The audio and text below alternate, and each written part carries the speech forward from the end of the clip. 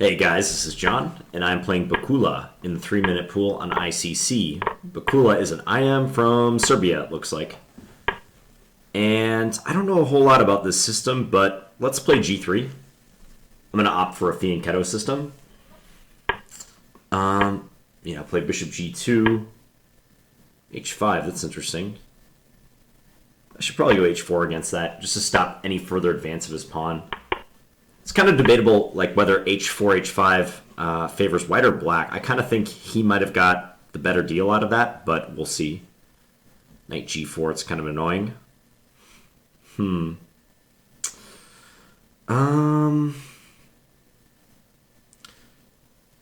Let's figure out how I want to respond to this. I'm going to go... I'm going to take on C6. He takes that way. Okay. Then I'll play Queen E2. He'll probably play E5. Yeah, expected. This is already an annoying position, though, for me. I think I'm going to go Knight D1 and try to play Knight E3 and exchange his knight. Because otherwise I don't see how I can equalize, really. Okay, I'll just take... Takes with the pawn. Let's go Bishop E3. I'm just going to play Rook FD1 after this and try to trade some stuff down the D file. Okay, so here... Queen B5. Okay, so he's opting for an endgame. Interesting. I'll still go Rook FD1.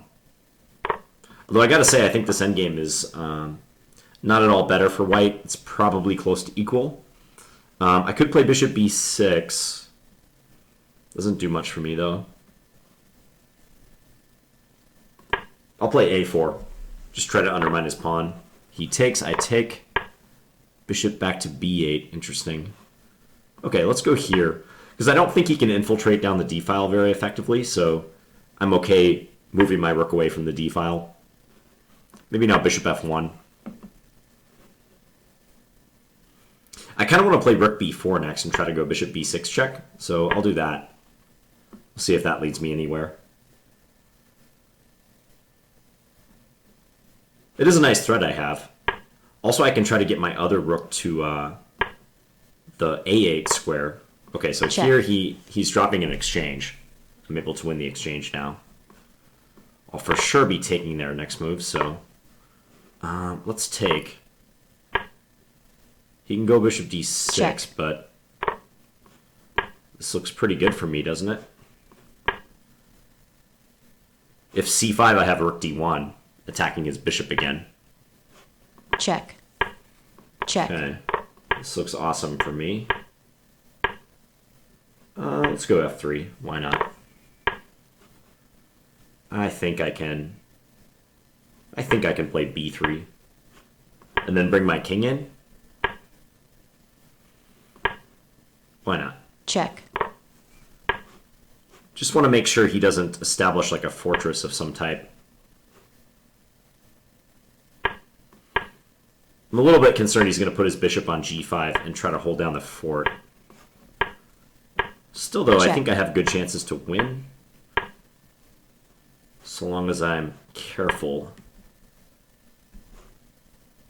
Okay, let's go G4. Now it's calculation. If I take, he goes there. G5, take. Okay, I'm winning that race. I'm definitely winning that race if that happens. Okay, let's go here. That's the simplest way to do it. And just plunk our queen on E1 at some point. Yeah, this is over. I'll just approach with my king and win his pawn. Alright, he resigns. Okay, let's have a look. So, I didn't get much out of the opening in that one, I do not believe. So, Taimanov. And I know G3 is supposed to be like fairly innocuous against this line. And after Queen C7, Bishop G2, H5. This is like an interesting pawn thrust that I know Black can play in this line quite frequently. So, H4. I'm not really convinced that H4 is my best option here. Maybe I should have opted for like a more restrained approach with H3. But I didn't want to like debate the merits of it. And h4 is more resolute than h3, just putting a stop to his h-pawn advance altogether. So that's why I played it. Then again, he gets to use that nice g4 square for his knight. So I don't know. So take, and then queen e2. And I think I like this maneuver, knight d1 to e3, just trying to exchange his knight.